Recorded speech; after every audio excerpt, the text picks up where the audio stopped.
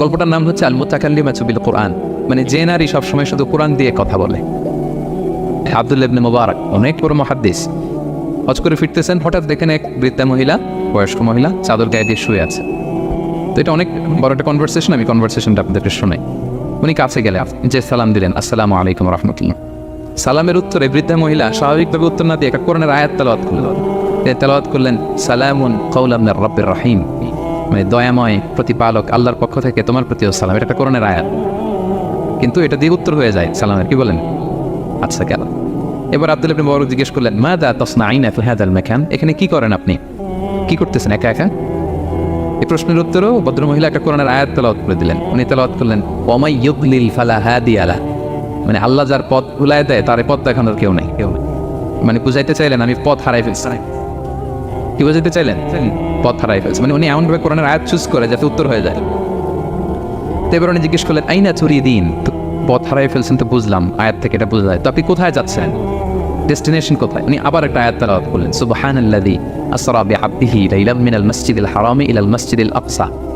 রাসূল সাল্লাল্লাহু আলাইহি ওয়াসাল্লাম মেরাজের আগে যে ইসরা হয়েছিল, মসজিদুল হারাম থেকে মসজিদুল আকসা রাসূল সাল্লাল্লাহু আলাইহি ওয়াসাল্লাম কাল্লা নিয়েছিলেন, এটা তেলাওয়াত করলেন। তো বুঝাতে চাইলেন আমি আপনার মতো হজে আসছিলাম মসজিদুল হারামে, আর যাচ্ছি মসজিদুল আকসা, মানে ফিলিস্তিন আমার বাড়ি। মসজিদুল আকসা কোন দেশে? সে ফিলিস্তিনে। আয়াত এমনভাবে উনি পিক করেন যাতে করে উত্তর হয়ে যায়। উনি বুঝাতে চাইলেন আমিও হজ করতে এসেছিলাম, যাচ্ছি কোথায়? ফিলিস্তিন, মসজিদুল আকসা যে দেশে আছে। তো উনিও বুঝে গেলেন যে তাহলে আপনি মসজিদুল আকসায় যাচ্ছেন। এবার জিজ্ঞেস করলেন আনতুম মুনযু কাম ফি হাযাল মাকান, তো এখানে একা একা পড়ে আছেন কয়দিন? আবার কোরআনের আয়াত সালাসা লায়ালিন সাবিয়া, টানা 3 দিন 3 রাত এখানে আছে, এটা কোরআনের আয়াত একটা। আবার জিজ্ঞেস করলেন উনি মা আরা মাআকি তাআমান তাকুলিন, তো একা যে পড়ে আছেন আবার 3 দিন, তো আপনি খাচ্ছেন কি, বেঁচে আছেন কিভাবে? ভদ্রমহিলা আবার একটা আয়াত তেলাওয়াত করলেন। তিনি পড়লেন হুয়া ইউতঈমুনি ওয়া ইউসকিন, ইব্রাহিম আলাইহিস সালামের কথা, যে ওই আল্লাহ তাআলাই আমাকে খাওয়ায়, আল্লাহই আমাকে পান করে, আল্লাহ তাআলা ব্যবস্থা করেছেন আবার। এইবার উনি অবাক হচ্ছেন, আমি এত বড় মুহাদ্দিস আব্দুল্লাহ ইবনে মুবারক ইমাম বুখারীর উস্তাদ, আমি স্বাভাবিকভাবে কথা বলি আর যাই প্রশ্ন করি একটা আয়াত তেলাওয়াত করে দেয় আর ওটাতে উত্তর হয়ে যায়। কি মহিলার সন্ধান পেলাম? তো উনি বলতেছে ফাবি আইয়ি শাইইন তাতাওয়াদ্দাইন, 3 দিন যে এখানে আছেন মরুভূমির বালুর মধ্যে, ওযু করেন কিভাবে? উনি আবার একটা আয়াত তেলাওয়াত করলেন ফাইন লাম তাজিদু মাআন ফাতায়াম্মামু সাঈদান তাইয়িবা, না আল্লাহ আয়াতে বলেছেন যদি তোমরা পানি না পাও পবিত্র মাটি দিয়ে তায়াম্মুম করে নিও। তো বুঝাতে চাইলেন পানি নাই তো কি হয়েছে, বালু তো চাই তায়াম্মুম করে নাও স্তরি। আল্লাহু আকবার। এবার উনি বললেন ইন্না মাইয়া তাআমান আলা তাকুলিন, আমার ব্যাগে তো কিছু খাবার আছে, আপনি কিছু খাবেন? আবার কোরআনের আয়াত সুম্মা আতিম্মুস সিয়ামা ইলাল লাইল, আল্লাহ এক আয়াতে বলেছেন তোমরা রোজা ফজর থেকে শুরু করে সন্ধ্যা পর্যন্ত পূর্ণ করো। তো বুঝালেন আমি রোজা রাখছি। কি বুঝালেন? রোজা রেখেছি। এবার উনি একটু মাসালা খাটাইতে চাইলেন, ভাবলেন যে বুড়ি তুমি আমার সাথে শুধু কোরআন দিয়ে উত্তর দিচ্ছ, দাঁড়াও তোমাকে আমি আটকাইতেছি। উনি মাসালা খাটাইলেন যে ফাকুলতু লাহা লাইসা হাযা শাহরু রমাদান, তো রোজা রাখছেন মানে এটা তো রমজান মাস না, হজ করে ফিরতেছি আমরা জিলহজ মাসের শেষের দিক, কিসের রোজা? ওই মহিলা আবার একটা আয়াত তেলাওয়াত করলেন যে ওমান তাতাওয়া খায়রান ফাইনাল্লাহা শাকিরুন আলিম, আমি রমজানের ফরজ রোজা তো রাখিনি, এখন আমি নফল রোজা রেখেছি। আয়াতের অর্থ হচ্ছে তোমরা নফল যা করো এগুলো প্রতিদান আল্লাহ তোমাদের বুঝিয়ে দেবে। রমজান না ঠিক আছে জিলহজ, কিন্তু আমি কি রোজা রেখেছি? নফল রোজা। এইবার উনি ধরছেন মাসালা, এবার বলতেছে উবি হালান আল ইফতার ফি সফর, সফরে তো রোজা ভাঙা যায়, রোজা তো ভাঙা যায়, খান একটু। এবার উনি কোরআন থেকে আবার তেলাওয়াত করলেন ওয়া আনতা সুমু খায়রুল লাকুম ইন কুনতুম তা'লামুন, আল্লাহ যে আয়াতে বলেছেন যে সফরের রোজা ভাঙা জায়েজ আছে, ওই আয়াতের শেষে আবার আল্লাহ বলেছেন যদি রাখো সব বেশি পাও। কেউ অসুস্থ হলে রোজা ভাঙবে, সফরের রোজা ভাঙবে, এই আয়াতের শেষে হচ্ছে ওয়া আনতা সুমু খায়রুল লাকুম ইন কুনতুম তা'লামুন, তবে রোজা যদি রাখো এটা ভালো যদি তোমরা বুঝতে। এবার উনি আর যাবে কোথায়? দিশেহারা হয়ে এবার জিজ্ঞেসই করে ফেলছে লিমাদা লা তুকাল্লিমিনি মিসলামা উকাল্লিমুক, আচ্ছা মা এবার বলেন আমি আপনার সাথে যেভাবে কথা বলি আপনি এভাবে কথা বলেন না কেন? কিছু জিজ্ঞেস করলে কোরআনের আয়াত বলেন কেন? আমি কথা বলতেছি আপনি আমার সাথে এভাবে কথা বলেন, কিছু জিজ্ঞেস করলে কোরআনের আয়াত কেন? এটার উত্তরে উনি আরেকটা কোরআনের আয়াত উনি পড়লেন মা ইয়ালফিযু মিন কাওলিন ইল্লা লাদাইহি রাকিবুন আতীদ, আল্লাহ বলেছেন তোমরা মুখ দিয়ে যাই বের করো এটা লিখে রাখার জন্য 2 কাঁধে রাকিব আতীদ আছে, তুলে রাখে। তার মানে আমি যে তোমার সাথে কথা বলতেছি প্রত্যেকটাই তো রেকর্ডেড হয়, রেজিস্টার্ড হয়। সো এমন কিছু বলি যেটাতে সওয়াব হয়, যেটাতে ভুল না হয়। আল্লাহু আকবার, সুবহানাল্লাহ। কি নারী ছিল, কেমন নারী তিনি ছিলেন? এই পুরো ঘটনাটা শুনবেন? হ্যাঁ শেষ করবো ঘটনাটা। আচ্ছা তো উনি অবাক হলেন যে কি মহিলা, এরকম মহিয়সী গরিয়সী নারীও পৃথিবীতে আছে। তো উনি বললেন ঠিক আছে মা আপনি যেহেতু পথ হারাই ফেলছেন আমার ওটটাকে আমি নিয়ে আসি। ফাহাল্লাকা আন আহমিলুকি আলা নাফাতি হাদিহি ফাতুদরিকিল কাফেলা, আমার উটটা নিয়ে আসি, উঠে বসেন, আমি আপনাকে এগিয়ে দিয়ে কাফেলাতে যুক্ত করে দেই। আপনি কি রাজি আমার উঠে বসবেন? আবার কোরআনের আয়াত, ওমা তাফআলু মিন খাইরিন ফাইনাল্লাহা বিহি আলিম, তোমরা যত ভালো কাজ করো আল্লাহ সেটা জানেন, মানে তোমার এই ভালো কাজ আল্লাহ জানেন, আল্লাহ প্রতিদান দিবেন। কলা ফানাফতু নাকাতি, আমি উট বসালাম এবং বললাম ওঠেন। উনি যখন উঠতেছে আমি এভাবে তাকায় আছি, তা আমি যে তাকায় আছি উনি একটা আয়াত তেলাওয়াত করলেন যে কুল্লিল মুমিনিনা ইয়াগুদ্দু মিন আবসারিহিম, এর অর্থ হচ্ছে নবী হে মুমিনদেরকে বলুন তারা যেন পরনারী থেকে তাকায় না থাকে, চোখ যেন নিচে রাখে, তারা যেন চক্ষু অবনমিত করে। মানে বুঝাতে চাইলেন যে আমি তো বেগানা নারী, পরনারী, তা আমি উঠতেছি, আপনি তাকায়, সে হয়তো তাকায় আছে যে বৃদ্ধা মহিলা, ওতে যদি কষ্ট হয় পড়ে যায়, তো উনি যখন দেখতেছেন তাকায় আছে, উনি বলতেছে ফুল্লিল মুমিনিনা ইয়াগুদ্দু মিন আবসারিহিম, নবী হে বলুন বিশ্বাসীদের তারা যেন চোখ নিচের দিকে করে রাখে। তো উনি লজ্জা পেয়ে গেলেন, ফাগাদাতু বাসারি, আমি লজ্জায় চোখ নামালাম।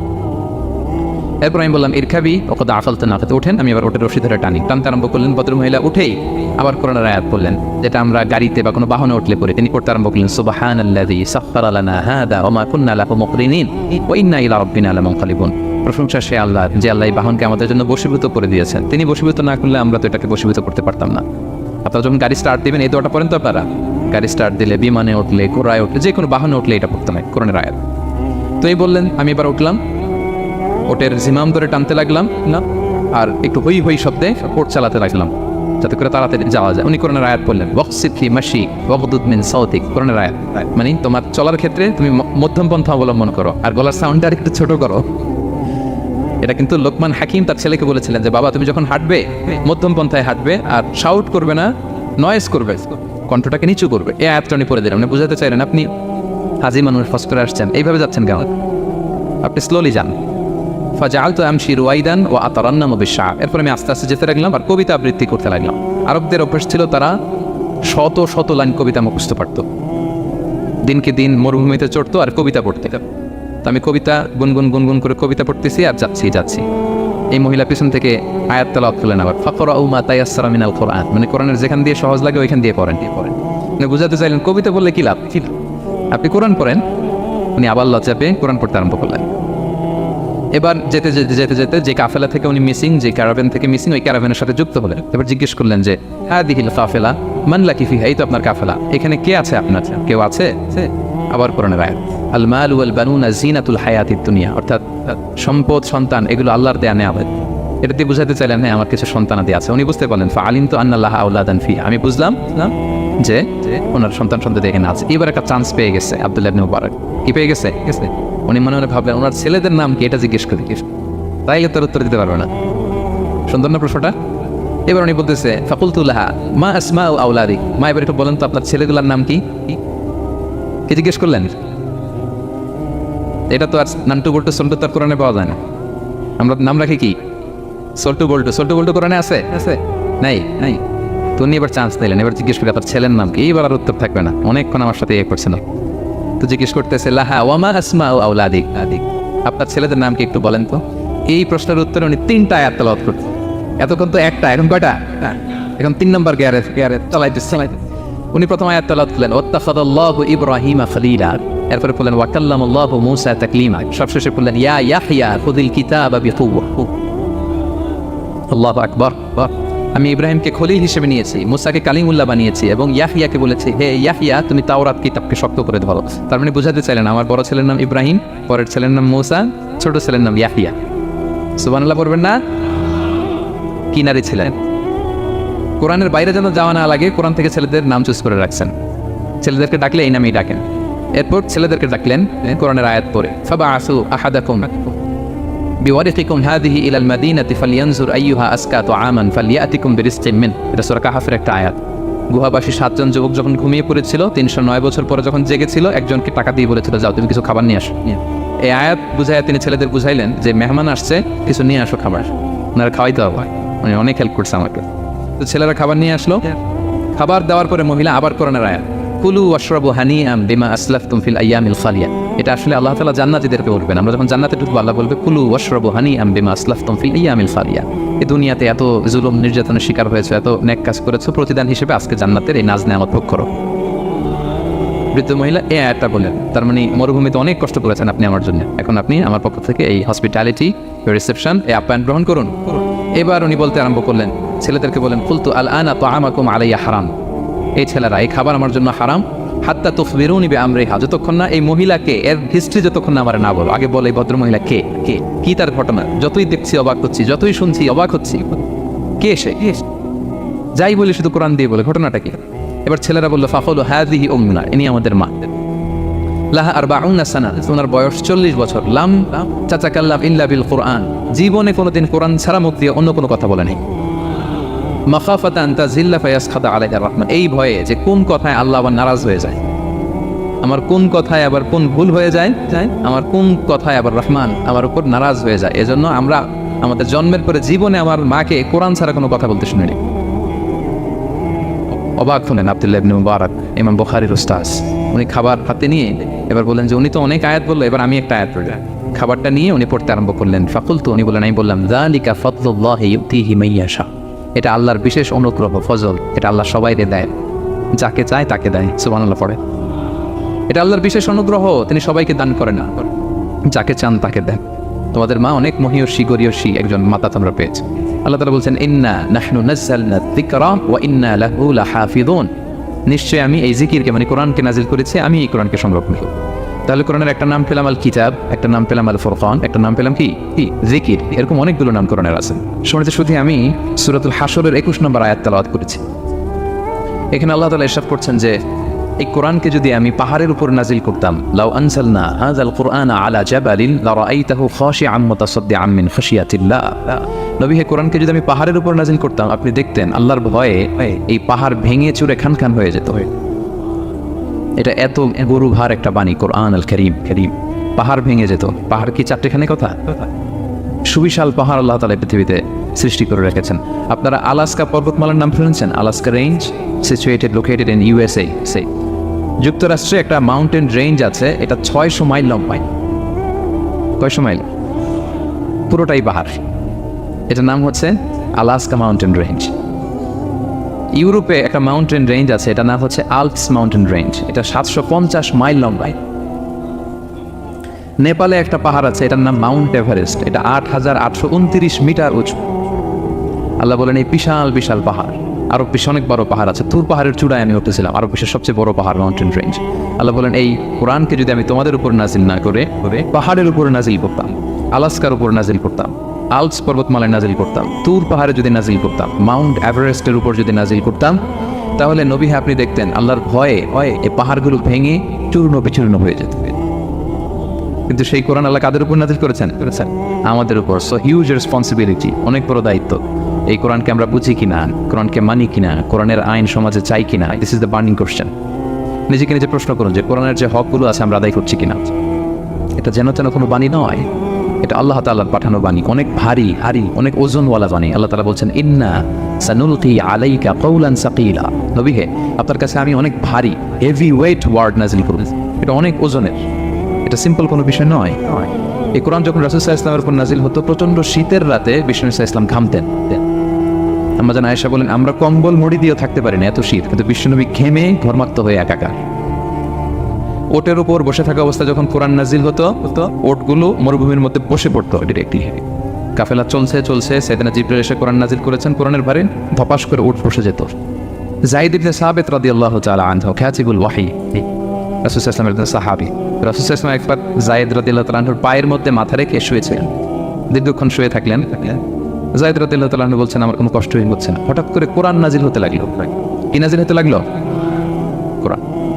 যায়েদ রাদিয়াল্লাহু তাআলা আনহু বলেন দীর্ঘক্ষণ রাসূল সাল্লাল্লাহু আলাইহি ওয়াসাল্লাম আমার পায়ের উপর মাথা রেখে শুয়ে আছেন, কিন্তু আমি টেরি পাচ্ছি না। কিন্তু যখন কোরআন নাজিল হতে লাগলো মনে হলো যে আমার পাটা ভেঙে খান হয়ে যাবে। রাসূল সাল্লাল্লাহু আলাইহি ওয়াসাল্লামের মাথার ওজন এত বেড়ে গেল, আমি আর রাসূল সাল্লাল্লাহু আলাইহি ওয়াসাল্লামকে রাখতেই পারছি না আমার পায়ের উপর। ইন্না সানুলকি আলাইকা কওলান সাকিলা, নবী হে আমি অনেক ভারী, হেভি ওয়েট ওয়ার্ডের কোরআন আপনার কাছে নাজিল করব। সো কোরআনটা এটা অনেক সম্মানিত একটা বাণী, আল্লাহ তাআলার বাণী, অনেক ভারী একটা বাণী। এটা পাহাড় সইতে পারে না, পাহাড় ভেঙে চূর্ণ বিচূর্ণ হয়ে যেত, সে কোরআনকে আল্লাহ তাআলা আমাদের উপর নাজিল করেছেন। সো আমাদের হিউজ রেসপন্সিবিলিটি, অনেক বড় দায়িত্ব যে এই কোরআনকে মেনে চলা, কোরআন পড়তে জানা, কোরআনের অর্থ বোঝা এবং কোরআনের নীতিমালাগুলো আমাদের সমাজে বাস্তবায়ন করা। তো আমরা বলেছি যে আমরা কোরআন দিয়ে আজকে কোরআনের পরিচয় নিব। কোরআনকে জিজ্ঞেস করবো যে কোরআন তুমি তোমার পরিচয় দাও। আমরা কিছু প্রশ্ন করবো, দেখবেন কোরআন অবলীলায় উত্তর দিয়ে দিচ্ছে। আমরা যদি কোরআনকে জিজ্ঞেস করি যে কোরআন তুমি যে পৃথিবীতে এসেছো তোমার হিস্ট্রিটা বলো, কবে আসলো, কবে নাজিল হয়েছ? কোরআন বলবে শাহরু রমাদান আল্লাযী উনজিলা ফীহিল কুরআন, আমি রমাদান মাসে এসেছি, জান্নাতুল মাসে আসিনি। কোরআনকে যদি আমরা প্রশ্ন করি যে কোরআন রমাদান তো 29 দিন বা 30 দিন, তো এই 30 দিনের বা 30 রাতের কোন দিন বা কোন রাতে এসেছ? কোরআন বলবে ইন্না আনজালনাহু ফি লাইলাতুল কদর, আমি কদরের রাতে এসেছি। সুবহানাল্লাহ বিহামদি। ওমা আদরাকা মা লাইলাতুল কদর, কে তোমাকে জানাবে কদর কি? লাইলাতুল কদরি খায়রুম মিন আলফি শাহর, কদরের রাত 1000 মাসের চেয়েও সেরা। রাসূল সাল্লাল্লাহু আলাইহি ওয়াসাল্লাম আফসোস করতেছেন, আল্লাহ বনি ইসরাইলের লোকেরা হায়াত পাইছে 1000 বছর 1500 বছর, এত ইবাদত করছে, আমার গুনাহগার উম্মতের কি হবে? আমার গুনাহগার উম্মত 60-70 এর মধ্যে মরে শেষ। আমার উম্মতি মা বাইনা 60 ইলা 70, আমাদের গড় বয়স কত? 60 থেকে 70। আল্লাহ বলেন চিন্তা করো না, লাইলাতুল কদর খায়রুম মিন আলফি শাহর, তোমার গুনাহগার উম্মতের জন্য আমি কদরের রাত দিয়েছি 1000 মাসের চেয়ে সেরা। তাহলে কোরআনের হিস্ট্রি আমরা জেনে গেলাম। রমাদানে আসছে, রমাদানের কোন রাতে আসছে? এখন যদি জিজ্ঞেস করি তুমি কি একা একা আসছো না কেউ নিয়ে আসছে তোমার, এবার কি উত্তর পাওয়া যাবে? এই প্রশ্নের উত্তরে কোরআন আমাদেরকে জানায় যে আমি একা আসছি না, নাযালা বিহির রূহুল আমিন। রূহুল আমিন হচ্ছে জিবরাইল আলাইহিস সালামের একটা নাম, বিশ্বস্ত আত্মা। রূহুল আমিনের সাথে আমি এসেছি, সবচাইতে বিশ্বস্ত, যেহেতু এটা আল্লাহর বাণী। এটা আসার সময় যদি অন্যের কথা ঢুকায় দেয় তাহলে ভেজাল আছে না নাই? আমিন, বিশ্বস্ততার সাথে যে পৌঁছে দিবে, বাণী বাহকের কাজ করবে, এরকম সবচাইতে বিশ্বস্ত ফেরেশতা জিবরাইলকে দিয়ে আমি পাঠিয়েছি। তাহলে কোরআন একা আসে, সবচাইতে শক্তিশালী ফেরেশতা। জিবরাইল আলাইহিস সালামের লাহু সিত্তুমিআতু জানা, 600 পাখা, 600 পাখা। সব নবীদের কাছে এসেছেন ওহী নিয়ে, এরকম একজন ফেরেশতা দিয়ে কোরআনকে পাঠানো হয়েছে। এবার যদি জিজ্ঞেস করি যে কোন ভাষায় তোমাকে নাজিল করা হয়েছে বলো, আচ্ছা এটা কোরআনে? কোরআন আমাদেরকে জানাচ্ছে ইন্না আনসালনাহু কুরআনান আরাবিয়ান লাআল্লাকুম তাআকিলুন, নিশ্চয় আমি কোরআনকে আরবি ভাষায় নাজিল করেছি যাতে তোমরা বোঝো। সুস্পষ্ট আরবি ভাষায় এই কোরআনকে আল্লাহ তাআলা নাজিল করেছেন। তাহলে হিস্ট্রি আমরা জানতেছি ধীরে ধীরে না?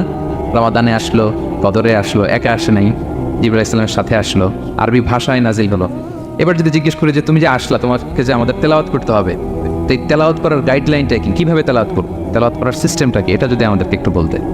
তো কোরআন এই প্রশ্নের উত্তরে প্রথমে আমাদেরকে বলে যে আমাকে যদি আবৃত্তি করতে চাও, তেলাওয়াত করতে চাও, প্রথম গাইডলাইন হচ্ছে লা ইয়ামাসসুহু ইল্লাল মুতাহহারুন। এর অর্থ হচ্ছে পবিত্র ছাড়া কেউ এই কোরআনকে স্পর্শ করতে পারে না।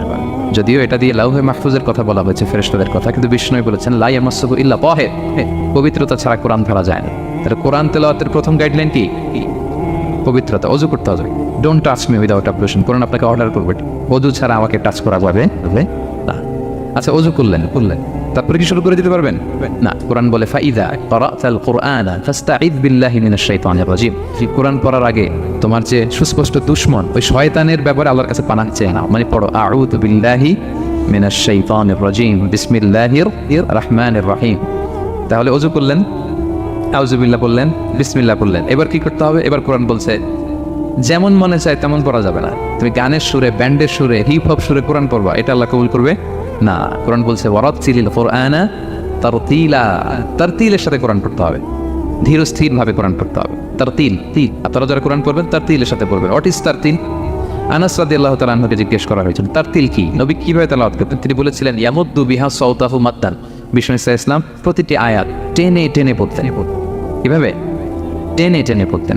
আবার বিষ্ণু ইসা ইসলামের স্ত্রী উম্মে সালামা রাদিয়াল্লাহু তাআলা আনহা, তিনি বলতেন ইয়াকাত্তিউ কিরাআতাহু আয়াতান আয়াতান। বিষ্ণু ইসা ইসলাম প্রতিটি আয়াত শেষে থামতেন, এক আয়াত পড়ে থেমে আরেক আয়াত, আবার থেমে আরেক আয়াত।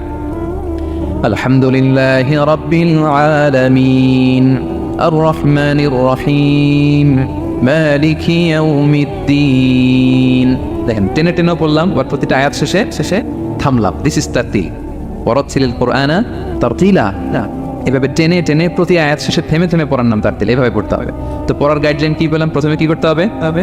ওযু করতে হবে, পবিত্রতা। এরপরে আউযু বিল্লাহ, বিসমিল্লাহ পড়তে হবে। এরপরে কিভাবে পড়তে হবে? তারতিলের সাথে। কথা কি বুঝতে পারতেছেন সবাই? বিরক্ত হচ্ছেন না তো আপনারা? আচ্ছা, মুভিং অন। এরপর যদি বলি যে ঠিক আছে ওযু করলাম, আউযু বিল্লাহ বিসমিল্লাহ বললাম, তারতিলের সাথে পড়বো, তো কোত্থেকে পড়বো? সূরা তো 114টা, পারা তো 30টা। কোন দিক থেকে? শুরু থেকে না মিডল থেকে না শেষ থেকে? দেখেন কোরআন কি বলে। কোরআন বলে ফাকরাউ মা তায়াসসারা মিনাল কুরআন, যেখান থেকে সহজ লাগে ওইখান থেকে পড়ো। যেখান থেকে। এই যে আমরা একটু পরে মাগরিবের সালাত পড়বো, কোনো ধরা বাঁধা এরকম গাইডলাইন আছে যে এই সূরাটাই পড়তে হবে? সূরা আর রহমান দিয়ে না পড়লে মাগরিব হবে না, বা সূরা জিলজাল দিয়ে না পড়লে মাগরিব আদায় হবে না, এরকম আছে? ফাকরাউ মা তায়াসসারা মিনাল কুরআন, যেখান দিয়ে তোমার সহজ লাগে ওইখান দিয়ে পড়ো। শুধু বড় এক আয়াত বা ছোট 3 আয়াত এই পরিমাণ হলেই হবে, যেখান থেকে মনে চায়, যে কোনো পারা, যে কোনো সূরা। আলহামদুলিল্লাহ বলে। বিশেষ করে ফজরের নামাজে বিষ্ণু ইসলাম লম্বা কেরাত পড়তেন, কারণ ফজরের কোরআন তেলাওয়াতটাতে স্পেশালি সাক্ষী রাখা হয়। আল্লাহ তাআলা বলছেন আকিমিস সালাতা লিদুলুকি শামসি ইলা ওয়াসাকিল লাইলি ওয়া কুরআনাল ফাজর ইন্না কুরআনাল ফাজরি কানা মাশহুদা। সূর্য যখন ডুবে তখন থেকে রাত পর্যন্ত সালাত কায়েম করো, বিশেষ করে ফজরের সালাত। এই সময় ফেরেশতারা আসে, এটা সাক্ষী থেকে যায়। আমরা ফজরের সময় যেন লম্বা চূড়া তেলাওয়াত করি, ফজরের 2 রাকাতে আমরা লম্বা তেলাওয়াত করি। এবার কোরআনকে যদি জিজ্ঞেস করি যে কোরআন তোমার পৃথিবীতে যে এসছো, তোমার অবজেক্টিভটা কি, নাজিলের উদ্দেশ্য কি, কি উদ্দেশ্যে আল্লাহ তাআলা পাঠিয়েছেন? কোরআন আমাদেরকে জানাচ্ছে আলিফ লাম র কিতাবুন আনজালনাহু ইলাইকা লিতুখরিজান নাসা মিনাল যুলুমাতি ইলান নূর। এই কোরআনকে আমি নাজিল করেছি যাতে অন্ধকারাচ্ছন্ন মানুষগুলোকে নবী হে আপনি আলোর দিকে নিয়ে যেতে পারেন। I have revealed this holy book to you in order to lead the mankind out of darkness into the light. কোরআন আমাদেরকে আলোর দিকে নেয়। কিসের দিকে নেয়? আলোর পথ দেখায়, মুক্তির পথ দেখায়। তো মুক্তির জন্য আমি এই কোরআনকে পাঠিয়েছি। এবং কোরআন পাঠিয়ে আল্লাহ তাআলা গোটা বিশ্ববাসীকে চ্যালেঞ্জ করেছেন যে পারলে এরকম আরেকটা কোরআন বের করে আনে, লিখে আনে। পারবে নাকি গোটা বিশ্বের সবাই মিলে? আমরা যখন বই লিখি, বইয়ের ভূমিকাতে লিখি যে মানবিক দুর্বলতার কারণে বা আমার জ্ঞানের কমতির কারণে কিছু ভুল হতে পারে বা টাইপো মিস্টেক হতে পারে।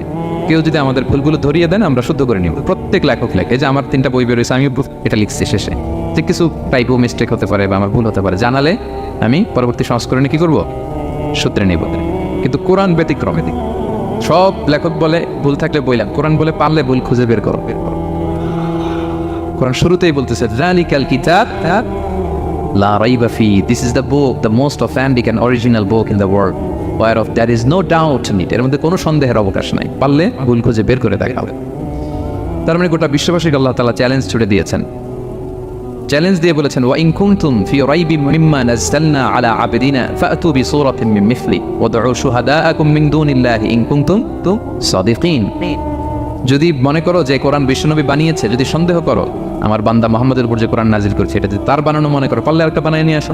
পারে নাই। পৃথিবীর সবচাইতে বড় বড় সাহিত্যিক পণ্ডিত ছিল তখনকার সময়ে মক্কায়, পারে নাই তারা অনেক চেষ্টা করে যেই কথা বলছে এটা কোরআনের পক্ষেই চলে আসছে। একজন অনেক ট্রাই করতেছে যে কোরআনের সবচেয়ে ছোট সূরার মতো একটা লাইন সে বানাতে পারে কিনা। সবচেয়ে ছোট সূরা কোনটা? কাউসার। তো সে পড়তেছে ইন্না আ'তাইনা কাল কাউসার ফাসাল্লি লিরাব্বিকা ওয়ানহার ইন্না শানিআকা ওয়াল আবতার। এরপরে মিলে এক লাইন বানাইছে যে লাইসা হাযা মিন কালামিল বাশার। অর্থ হয়ে গেছে অন্যরকম। এটার অর্থ হচ্ছে এটা কোনো মানুষের কথা নয়। ইন্না আ'তাইনা কাল কাউসার ফাসাল্লি লিরাব্বিকা ওয়ানহার ইন্না শানিআকা ওয়াল আবতার। সে মিলে বানাইছে এক লাইন, সেটা হচ্ছে লাইসা হাযা মিন কালামিল বাশার। এটা কোনো বাশার, মানুষের লেখা হতে পারে না। আল্লাহু আকবার। তো আল্লাহ তাআলা চ্যালেঞ্জ দিয়ে বলেছেন শুধু তোমরা না, পারলে জিনদের সাথে একটা কনফারেন্স করো। কুল লা ইনিজতামাআতিল ইনসু ওয়াল জিন্নু আলা আইয়াতু বিমিসলি হাযাল কুরআন লা ইয়াতুনা বিমিসলিহি ওয়ালাউ কানা বা'দুকুম লিবা'দিন যাহিরা। আল্লাহ বলতেছে চ্যালেঞ্জ, গোটা বিশ্ববাসীর জন্য চ্যালেঞ্জ। শুধু তোমরা না, জিনদেরকেও ডাকো একটা কনফারেন্সে। কারণ দুইটা, ম্যানকাইন্ড আর জিনকাইন্ড। শুধু মানুষকে না, আমি জিনকেও চ্যালেঞ্জ দিলাম, সবাই মিলে যদি পারো কোরআনের মতো একটা বই নিয়ে আসবে। পারবে না। গোটা বিশ্ববাসী এই চ্যালেঞ্জের কাছে হার মেনেছে। এবং আল্লাহ বলেছেন এটা আমি নাজিল করেছি, এটা হেফাজতের দায়িত্ব আমি নিয়েছি। ইন্না নাহনু নাযালনা যিকরা ওয়া ইন্না লাহু লাহাফিজুন। এই কোরআনকে নাজিল করেছে কে? আবার এটা হেফাজতের দায়িত্ব নিয়েছে কে? আল্লাহ তাআলা নিয়েছে। কোরআনের সবগুলো প্রিন্টেড কপি যদি আমরা আগুন দিয়ে জ্বালায় দেই তাহলে তো আর কোরআন থাকবে না পৃথিবীতে, না? হ্যাঁ, আমরা আমাদের তাকরিম সালেহ আহমদ তাকরিমের মতো 10 জন ওয়ার্ল্ড ক্লাসের হাফেজদের বসাইলেই উইদিন 3 days আমি আরেকটা কপি বানিয়ে ফেলতে পারি। কি বলেন, পারা যাবে না?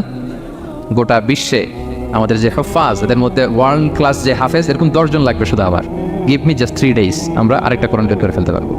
কারণ আমরা শুধু কোরআন লিখে রাখি না, এই সিনার ভিতরে খোদাই করে রাখি, ঠিক কি না? এবং হাফেজে কোরআনের সংখ্যা পৃথিবীতে বাড়ছে। পৃথিবীতে কোন দেশে সবচেয়ে বেশি হাফেজ জানেন আপনারা? না, বাংলাদেশে না। ইজিপ্ট র্যাঙ্কিংয়ে আছে, কিন্তু সবচেয়ে বেশি হাফেজ হচ্ছে লিবিয়াতে। লিবিয়াতে প্রত্যেক 3 জনে একজন হাফেজ। মোট জনসংখ্যা 70 লাখ, হাফেজ আছে 23 লাখ। র্যাঙ্কিংয়ে সেকেন্ড হচ্ছে আল মাগরিব, আরবিতে বলে মাগরিব মানে মরক্কো। ওদের হাফেজের সংখ্যা 16 লাখ। থার্ড হচ্ছে ইজিপ্ট, মোর দেন 1 মিলিয়ন। ফোর্থ হচ্ছে সৌদি আরবিয়া, ফিফথ হচ্ছে জর্ডান। কোটি কোটি হাফেজ আছে আমাদের গোটা বিশ্বে। আমাদের সবগুলো কোরআনের প্রিন্টেড কপি জ্বালিয়ে দিলেও কোরআন আবার নিয়ে আসতে আমাদের কয়েকদিনের ব্যাপার। আলহামদুলিল্লাহ বলবেন না? এই কোরআনের ভিতরে আল্লাহ তাআলা শিফা রেখেছেন রহমত। আল্লাহ বলেন, অনুনাজ্জিলু মিনাল কুরআনি মা হুয়া শিফাউন ওয়া রাহমাতুল লিল মুমিনিন ওয়া লা ইয়াজিদুয যালিমিনা ইল্লা খাসারা। আমি এই কোরআনের ভিতরে শিফা রেখে দিয়েছি, রহমত রেখে দিয়েছি। সূরাতুল ফাতিহাকে বলা হয় সূরাতুশ শিফা। অসুস্থ ব্যক্তির গায়ে আপনি ফু দিতে দেরি, সুস্থ হতে দেরি হয় না, কিন্তু ওই ঈমানটা থাকতে হবে। ওই ঈমান নিয়ে, ওই আমল নিয়ে যদি আপনি রিসাইট করে ফু দেন, আল্লাহ তাআলা সুস্থ করে দেবেন। এবং এই কোরআন আপনাকে বিপদ থেকে উদ্ধার করতে পারে, কারণ কোরআন আল্লাহর সিফাত। এটা আল্লাহর একটা সিফাত। এটা পরে আপনি আল্লাহর কাছে দোয়া করলে আপনাকে বিপদ থেকে উদ্ধার করবে। আল্লাহ তাআলা বলছেন, ওয়া ইযা ক্বারা'তাল কুরআনা জাআলনা বাইনাকা ওয়া বাইনাল্লাযীনা লা ইউমিনুনা বিল আখিরাতি হিজাবাম মাসতুরা। নবী হে, আপনি যখন কোরআন তেলাওয়াত করেন তখন আপনার আর কাফেরদের মাঝে আমি পর্দা ঢেলে দেই। পর্দা, কাফেররা আপনারা দেখে না। সুবহানাল্লাহ। সূরা লাহাব যখন নাজিল হলো, তাব্বাত ইয়াদা আবি লাহাবি ওয়া তাব, ধ্বংস হোক নিপাত যাক আবু লাহাবের 2 হাত। আবু লাহাব কে ছিল বলেন তো?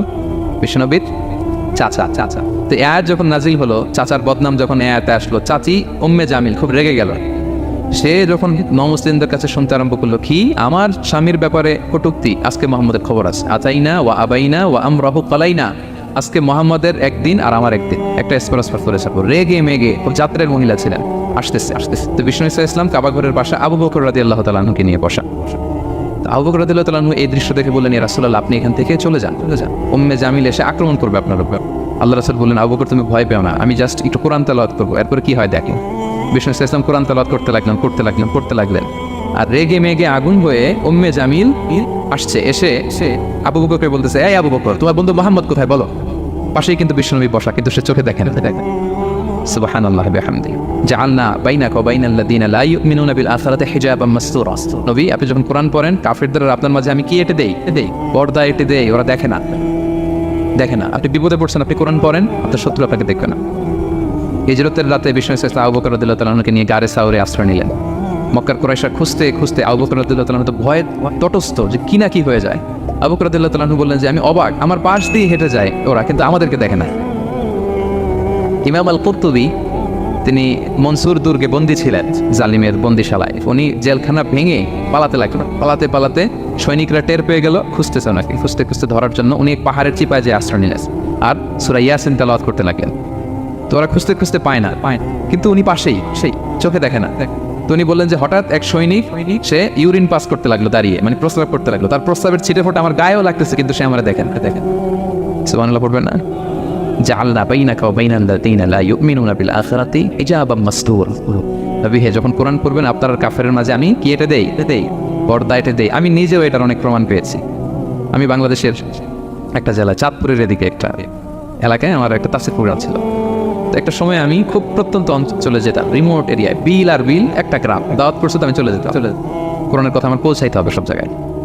তো মাহফিল শেষে রাত 2টার দিকে আমরা ফিরতেছি, বিল কিছু গুচ্ছ গ্রাম। হঠাৎ একটা মোড়, ওই মোড়ের ওইখানে দেখি একটা গাছপালা আছে। এটার মানে হচ্ছে আশেপাশে ডাকাত আছে, ওখানে ডাকাতি এরকম হয় আর কি। বিল এরিয়াতে গাছ ফেলে রাখলেন, তো গাছ থাকলে তো আর কোনো সিএনজি প্রাইভেট কিছুই যাবে না। তাই বুঝতে পারলাম যে এটা তো ডাকাতের কাজ। আমি সূরা ইয়াসিন তেলাওয়াত শুরু করে দিলাম। বিপদে বললে সূরা ইয়াসিনের প্রথম 9 আয়াত, এই 9 আয়াত পড়তে আরম্ভ করলাম। ড্রাইভারকে বললাম একটু করে পেছ। তো টর্চ মারতেছে বিল থেকে, মানে ওরা তো ওখানে উৎপেতে আছে। আমি পড়তেছি, কিছুক্ষণ পরে ডাকাত নিজে এসে গাছ সরাই দিয়ে বলতেছে যান। মানে ও কি করবে ও নিজেও বুঝতেছে না। ও যে কি করবে, ও কি করতে হবে, ওটা মানে বুদ্ধিজ্ঞান সে হারাই ফেলেছে। সে শুধু গাছটা সরালো, বলতেছে যান। এই চলে গেলাম। এটা আমার নিজের প্রমাণ, হয়তো কোথাও বলি নাই, আজকে প্রসঙ্গক্রমে বলা হয়ে গেল।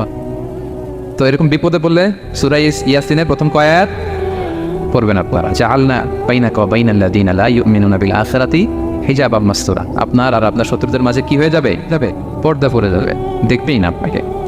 অনেক চেষ্টা করেছিল মক্কায় কুরাইশরা রাসূল সাল্লাল্লাহু আলাইহি ওয়াসাল্লামের এই কোরআনে বাধা দিতে, যাতে এই কোরআনের কথা শুনতে না পারে। কারণ যারাই বিশ্বনবীর কণ্ঠের তেলাওয়াত শুনতো, এরাই মুগ্ধ হয়ে কালেমা পড়ে মুসলমান হয়ে যেত। তারা ডিস্টার্ব করতো কোরআনের মাহফিলে। وقال الذين كفروا لا تسمعوا لهذا القرآن والغوا فيه لعلكم تغلبون। তারা বলতো যে মুহাম্মদের কণ্ঠের কোরআন তোমরা শুনবে না, বরং ডিস্টার্ব করবে। কি করবে? তো আবু জাহেল যখন ঘোষণা দিল, তখন বিশ্বনবী তেলাওয়াত করলে ওরা শীষ দিত, হুইসেল বাজাতো, মুকাআউ ওয়া তাসদিয়া। হুইসেল বাজাতো আর হাততালি দিত এরকম। তো হাততালি দিয়ে যাতে বিষ্ণুনবীর সাউন্ডটা অন্যরা না শোনে, বিষ্ণুনবীর চারদিকে ঘিরে হুইসেল মারতো আর হাততালি দিত, ডিস্টার্ব করতো যাতে না শোনে। কিন্তু এই কোরআনের বাণীটা কার কার? এই বাণীকে হুইসেল দিয়ে আটকানো যায়? হাততালি দিয়ে, র্যাপ দিয়ে, পুলিশ দিয়ে, কোনো বাধা দিয়ে আটকানো যাবে? যাবে না। পৃথিবীর কোনো শক্তি দিয়ে এটাকে আটকানো যায় না, এটা তো আল্লাহর বাণী। তো বিষ্ণু ইসলাম কোরআনের কথা যখন শোনাতেন, বিষ্ণুনবীর কণ্ঠের তেলাওয়াত শুনেই অনেকে কালিমা পড়ে মুসলমান হয়ে যেত।